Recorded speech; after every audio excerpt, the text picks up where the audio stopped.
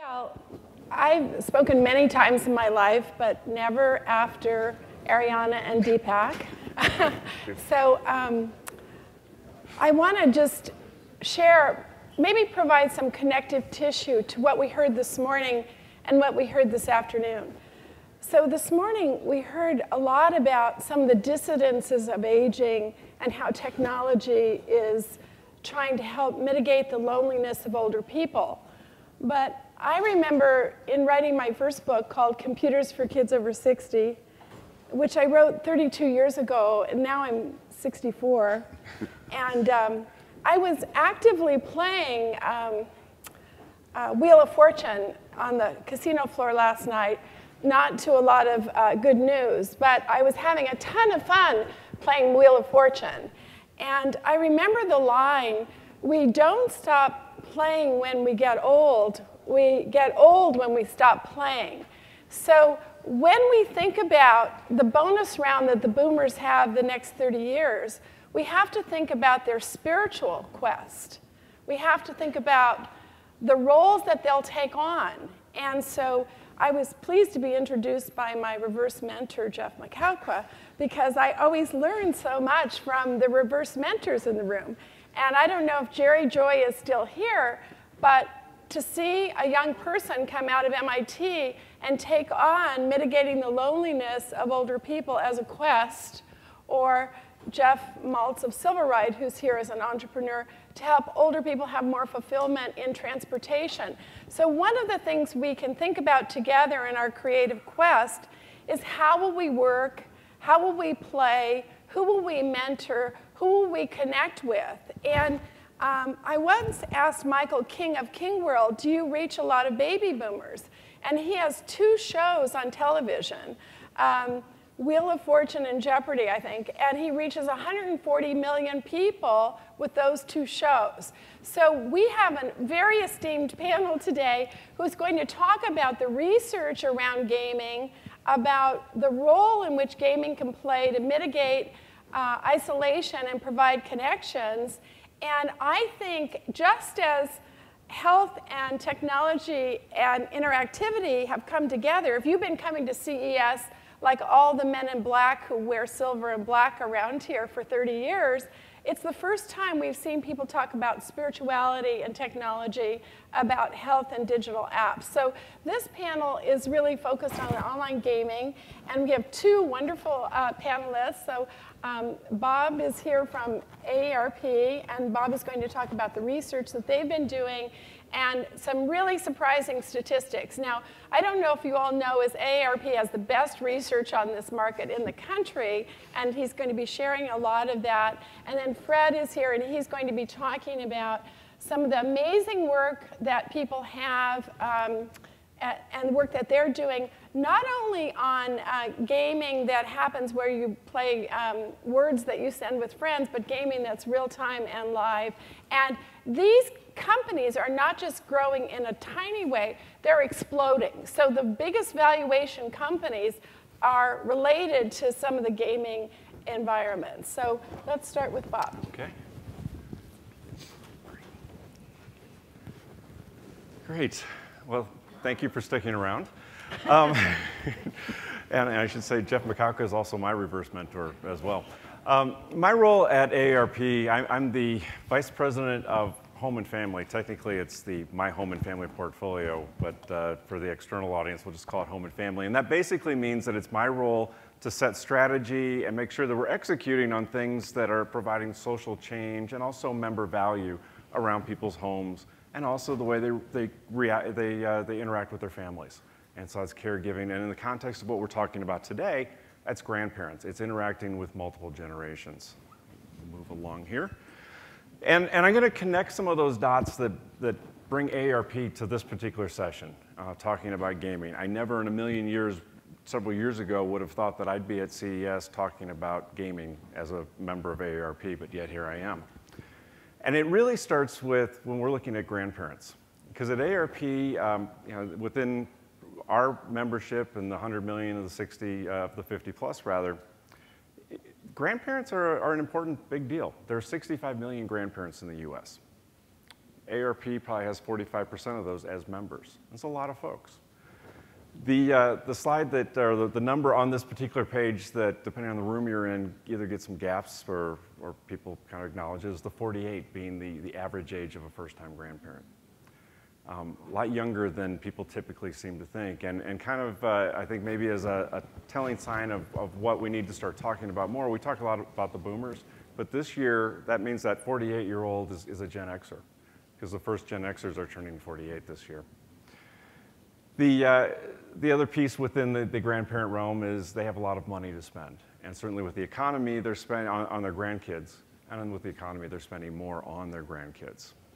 So certainly it's a big pool of folks that within the boomer and now the Gen X population. It's an aspirational part of life. We've talked a lot today within the sessions about the problems of aging. This is an aspirational part. This is a chance to get a reset and maybe do things a little bit differently with your grandkids, but not have to have the responsibility, although some are taking responsibility.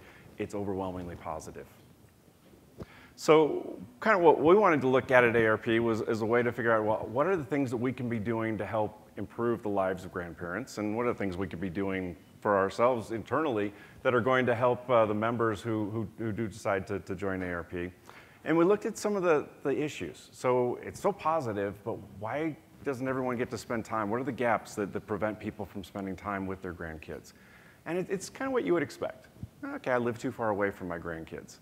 And this relates to at least one of my grandkids. So I may have a grandkid living with me, but I may still live far away from another grandkid. My grandkids may be too busy. I may have health problems that keep me from being active with a grandchild. And Mary mentioned our research. This is one that is kind of a good news, bad news. One, I think we've got some good data. We thought we were pretty smart because we expanded beyond asking about phone calls and letters, and we said, well, add in email, text, and Skype. And we did see that 39% were starting to use email and Skype, and we actually found that the effectiveness of Skype was better than the other forms. But there's something missing on here. And something that within the realm of when we started by asking, we looked at focus groups, we talked to grandparents, but something that didn't come up that really should have, and it's probably no surprise given the session that we're in right now, that it was gaming. That gaming, because of, as Mary says, the need to keep playing, the fact that we have folks that have grown up playing. I'm going to skip the first number because I think Fred's going to get into that, but the average gamer is in their upper 30s. Or in their 40s. When you look at the two ends of the spectrum on gaming, you have roughly a third of them are under 18, so the kids and the grandkids. You've got 37% who are boomers and Gen Xers. So it's the folks that, so when you start looking at how those generations can start interacting together, gaming starts to come into focus. We know that parents are playing games with their grandkids, and a quarter of our members play games. Matter of fact, it's something that probably isn't too big of a secret, but the most popular part of our website is our game section. So gaming is an important piece of things. We've done additional research recently that says that it's not just the Gen Xers coming along, but the boomers who are 50 to 59. They're already starting to figure out that, hey, I can start interacting with my grandkids. They're starting to get that picture. We know anecdotally that people have told us stories about how they've been able to stay connected. There's one guy that we talked to that talked about staying connected to his granddaughter by first learning what anime was, but then also every day learning to play online games with her. So we've learned that there's a connection there. But I think as much as Mary touts our research, I think we're just scratching the surface. And I think it's really kind of going to be exciting to hear what Fred has to talk about, because I think Kings Isle has really pushed it a little bit further.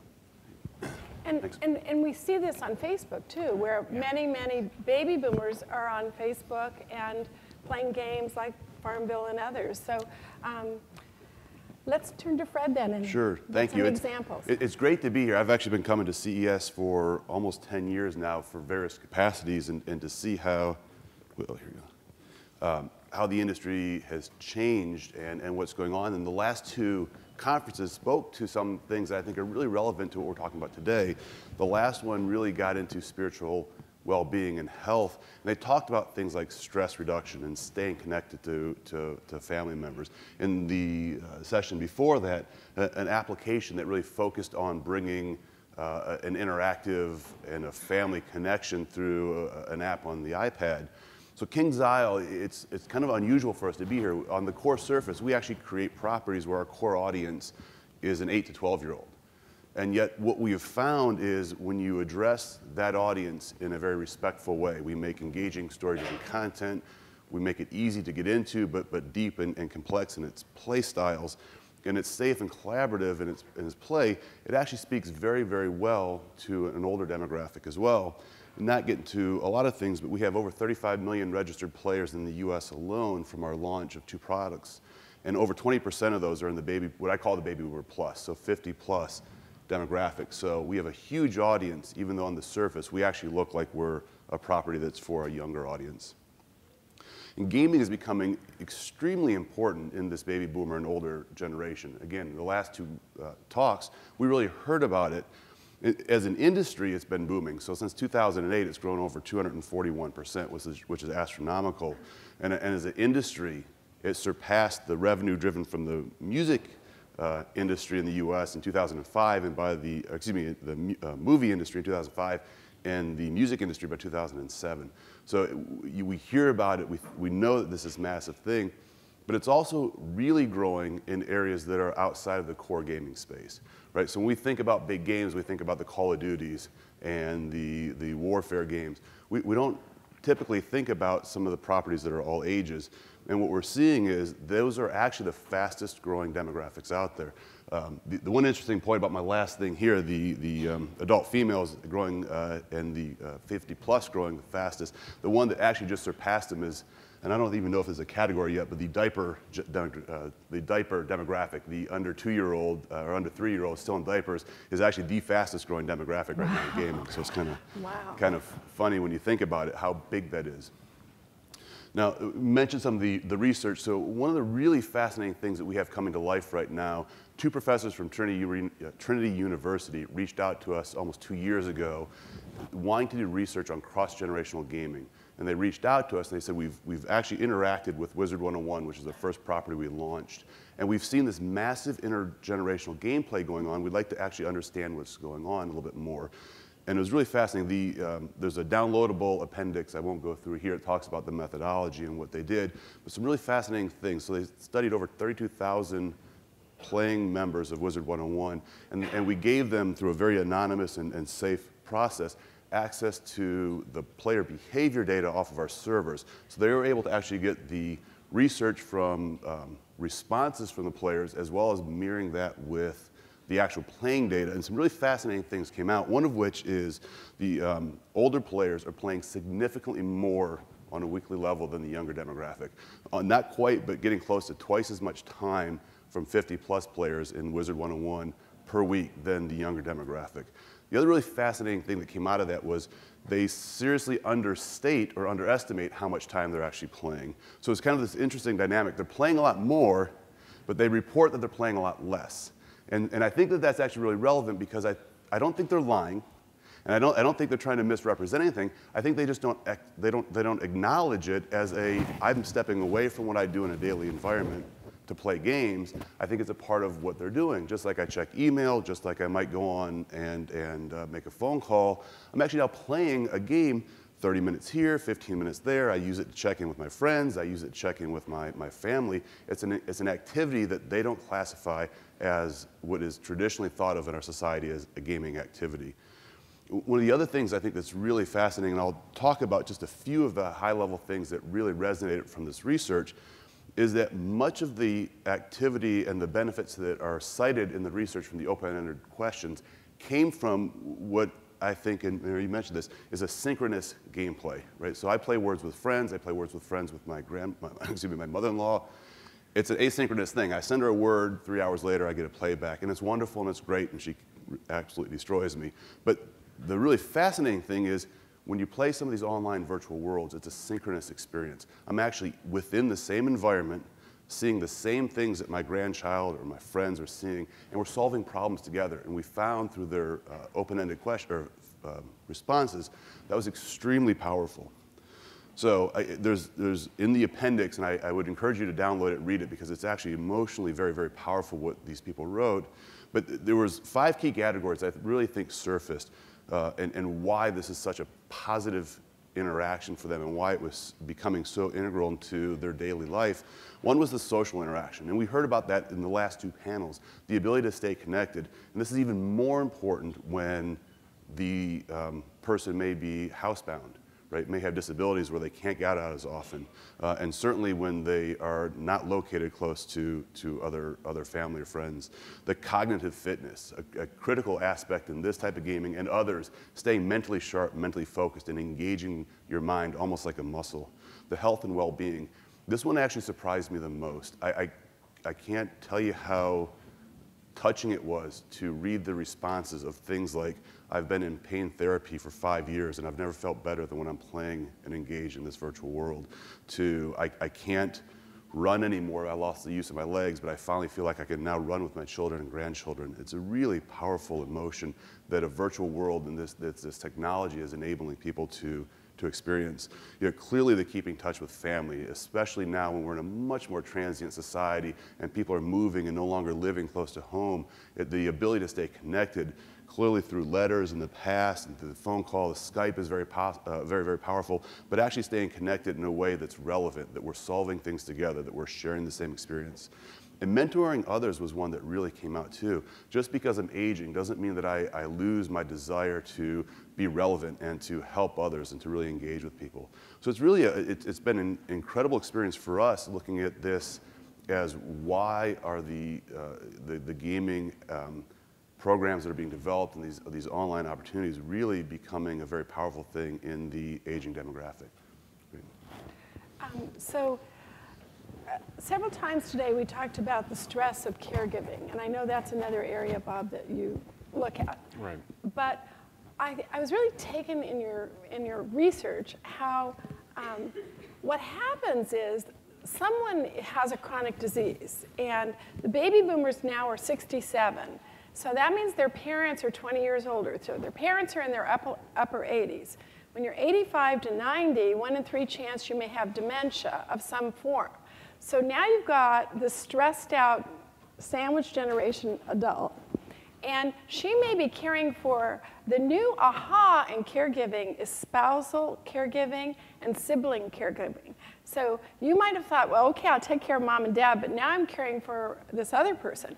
So oftentimes we see it's the caregiver that's in there for stress reduction playing games, right? Yeah, for us, we absolutely saw that, and we saw that from caregivers that also had lost some of their social connections. Right. I can't get out of the house, not because of my disability, right, but because of my time commitments, right, and because of the fact that I'm homebound for a different reason. Right. And yet that's a really, when we hear it consistently, gaming and all the other research, how important sense of community and staying in touch is. I had a friend of mine at the university, her husband climbed a mountain in Ecuador and had a heart attack at the top of the mountain. And we lost him 2 weeks ago. She's 55, and suddenly she's a widow.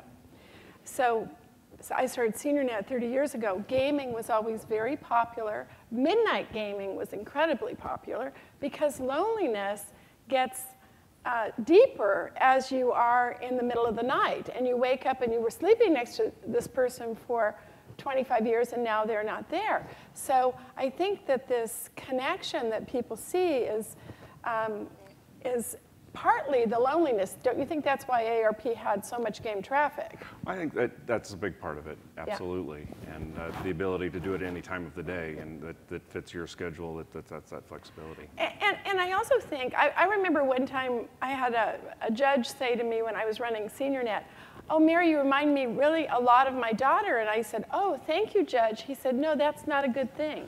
And I said, "Well, what do you mean?" And he said, "Well, you know, I get her voicemail, I do this, I can never get in touch with her, and my grandchildren live around the country. So I'm going to take my grandson and I'm going to take him across country for 2 weeks with me, and we're going to stop at all the ballparks along the way."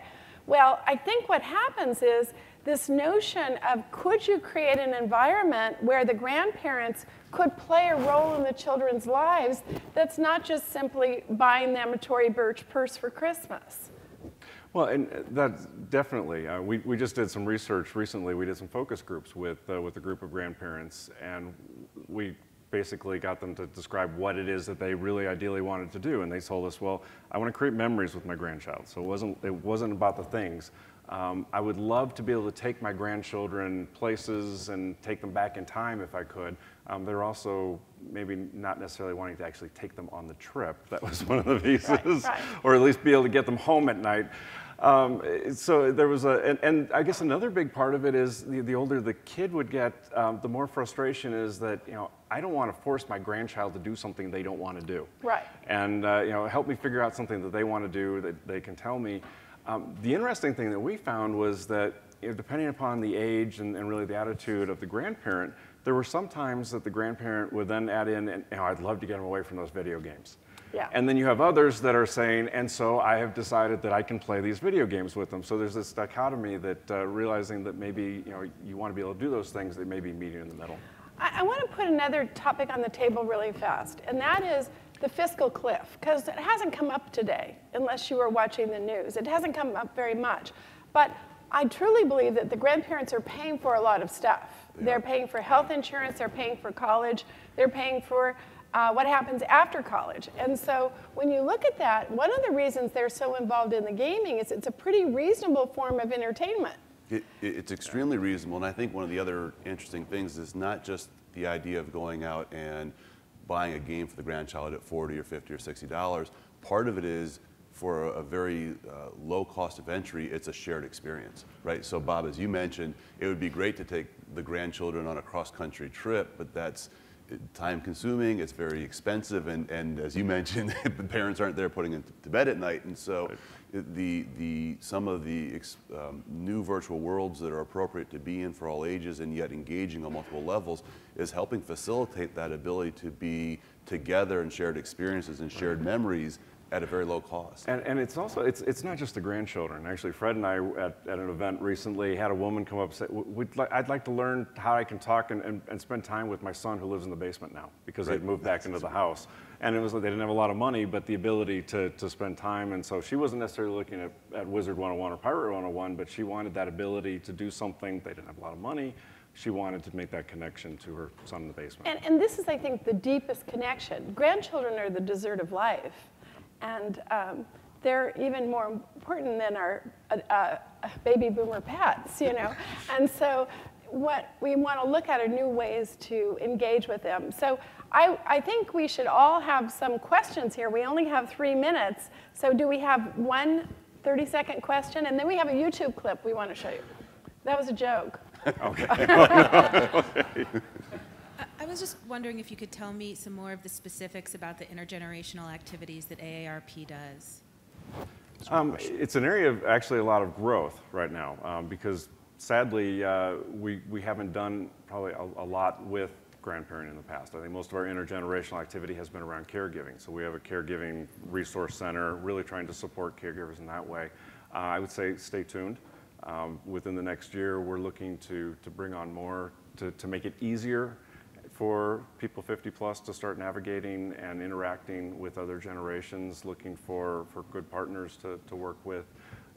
Maybe someday we'll be, in a virtual sense, maybe we'll be looking at virtual activities or virtual sense there. But it's really an area of growth, and quite frankly, looking at the market, it's an area that's well overdue. If you were to size the caregiving market is $20 billion in 2020, and that market is going to grow. But if you look at the grandparenting market and how much that's going to grow, you all should be going out creating video games tonight or multiplayer generational games and staying in touch. So it's grandparenting today is where caregiving was 7 years ago in terms of people creating ideas for it. Well, let's thank Fred and Bob and Jeff and thank all of you. Thank you. I didn't.